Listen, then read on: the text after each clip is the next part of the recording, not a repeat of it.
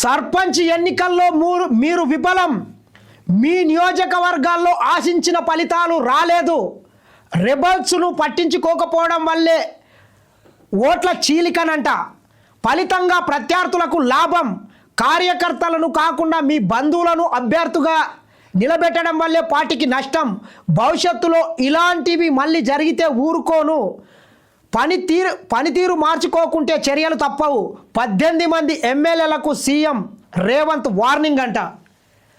పంచాయతీ ఎన్నికల్లో నిజంగా చెప్పాలంటే ఈరోజు బీఆర్ఎస్ పార్టీకి ఆ 3500 స్థానాలు వచ్చినాయంటే కూడా కాంగ్రెస్ పార్టీలో లోపించినటువంటి సమన్వయం అని మాత్రం చెప్పొచ్చు. ఎందుకంటే ప్రజలంతా కాంగ్రెస్ పార్టీకి బ్రహ్మరథం కట్టడానికి సిద్ధంగా ఉంటే కాంగ్రెస్లో ఉన్నటువంటి గ్రూపులు చాలామంది ఆశావాహులు చాలా స్థానాల్లో కాంగ్రెస్ పార్టీ నుంచి ఇండిపెండెంట్గా వేయడంతో కొంత కాంగ్రెస్ పార్టీకి నష్టం జరిగినటువంటి వాటా వాస్తవం. దీన్ని కోఆర్డినేషన్ చేయడంలో ఎమ్మెల్యేలు ముఖ్యంగా 18 మంది ఎమ్మెల్యేలు విఫలమైనరట. వారికి ముఖ్యమంత్రి రేవంత్ రెడ్డి గారు, అదేవిధంగా ఏఐసిసి ఇన్ఛార్జ్ మీనాక్షి నటరాజన్ గారు, మహేష్ కుమార్ గౌడ్ పిసిసి ప్రెసిడెంట్, వీళ్ళందరూ ఆ ఎమ్మెల్యేలకైతే గట్టిగా వార్నింగ్ ఇచ్చినట్లయితే స్పష్టంగా తెలుస్తున్నది. నిజంగా చెప్పాలంటే చాలా ప్రాంతంలో చాలా కాలం తర్వాత కాంగ్రెస్ పార్టీ ఈ రాష్ట్రంలో అధికారంలోకి వచ్చింది కాబట్టి ఈ అవకాశం మళ్ళీ రాదని చెప్పి చాలామంది రెబెల్స్గా కాంగ్రెస్ పార్టీ నుంచి 2-3 అభ్యర్థులుగా చాలా గ్రామాల్లో నిలవడంతో కొంత పార్టీకి మాత్రం నష్టం జరిగిన మాట వాస్తవం. మా గ్రామంలో కూడా కాంగ్రెస్ పార్టీ నుంచి 2 అభ్యర్థులు పోటీలో ఉండడం జరిగింది. ఇట్లా చాలా ప్లేస్లలో ఈ రకంగా జరగడం వల్ల ముఖ్యంగా కొంత కాంగ్రెస్ పార్టీకి మాత్రం ఇబ్బంది అయిందే మాట వాస్తవం. ముఖ్యంగా తీసుకున్నట్లయితే పంచాయతీ ఎన్నికల్లో అనుకున్నంత స్థాయిలో సర్పంచ్ స్థానాలు గెలిపించుకోలేకపోయిన ఉమ్మడి వరంగల్, మహబూబ్ నగర్, నల్గొండ జిల్లాలోని 18 మంది ఎమ్మెల్యేలపై సీఎం రేవంత్ రెడ్డి సీరియస్ అయినట్టు తెలిసింది. ముఖ్యంగా తీసుకున్నట్లయితే ఈ సర్పంచ్ ఎన్నికల్లో ఉమ్మడి వరంగల్ కావచ్చు, మహబూబ్ నగర్ కావచ్చు, నల్గొండ, ఈ 3 జిల్లాల్లో కాంగ్రెస్ పార్టీకి పెద్ద ఎత్తున పట్టు ఉంటుంది. సర్పంచ్ కాదు, అసెంబ్లీ ఎన్నికల్లో కూడా తెలంగాణ రాష్ట్రంలో కాంగ్రెస్ పార్టీ అధికారంలోకి రావడానికి ప్రధానంగా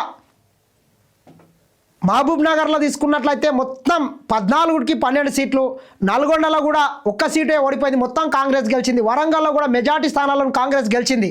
కానీ ఇంత కాంగ్రెస్ పార్టీకి పట్టున్న దగ్గర సర్పంచ్ ఎన్నికల్లో ప్రత్యర్థి పార్టీ అభ్యర్థులు గెలిచిండ్రంటే ఖచ్చితంగా ఎమ్మెల్యేలు నాయకులను సమన్వయం చేయడంతో కొంత లోపం జరిగిన మాట వాస్తవం.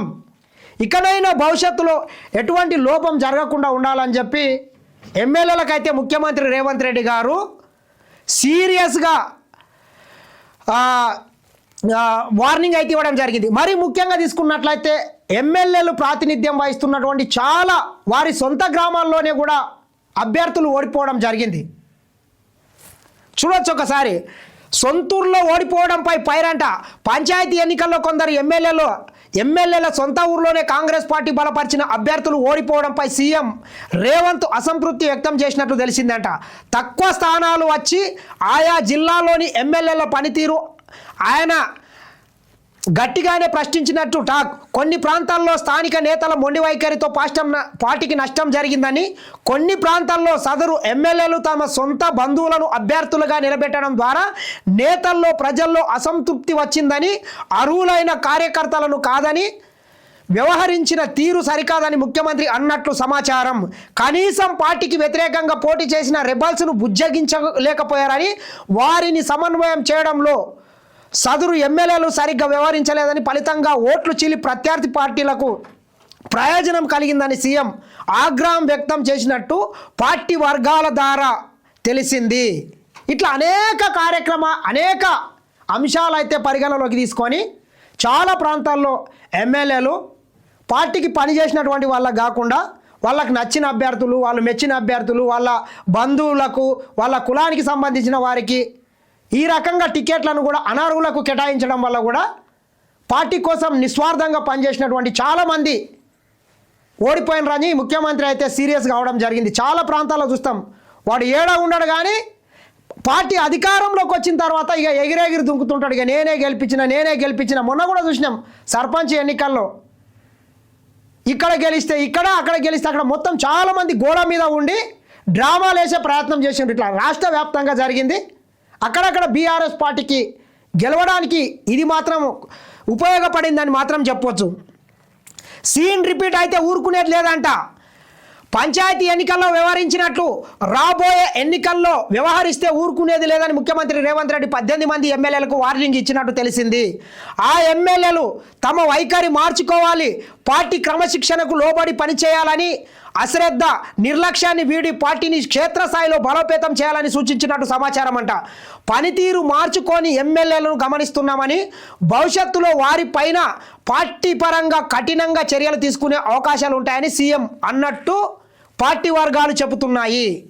ఈ రకంగానే గనక ఇంకా మరొకసారి వ్యవహరిస్తే మీ మీద కఠిన చర్యలు తీసుకుంటామని చెప్పి ముఖ్యమంత్రి మరొకసారి తెగేసి అయితే చెప్పినట్టు తెలుస్తున్నది.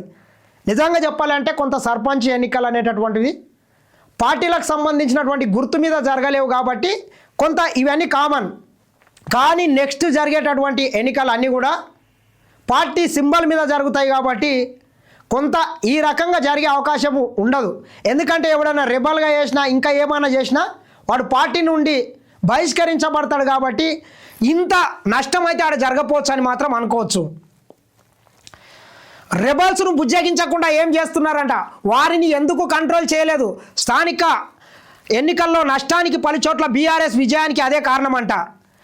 డీసీసీలు ఇన్ఛార్జీల మధ్య సమన్వయ లోపం ఎందుకు వచ్చింది? జిల్లాల వారీగా వివరాలు అడిగి గాంధీ భవన్కు పంపాలి. సర్పంచ్ ఎన్నికలపై సీఎం రేవంత్ స్క్రీనింగ్ అంట. కొందరు ఎమ్మెల్యేల తీరుపై అసహనం. ఇట్లా అనేక విషయాలనైతే నిన్న ముఖ్యమంత్రి రేవంత్ రెడ్డి వెల్లడించడం జరిగింది.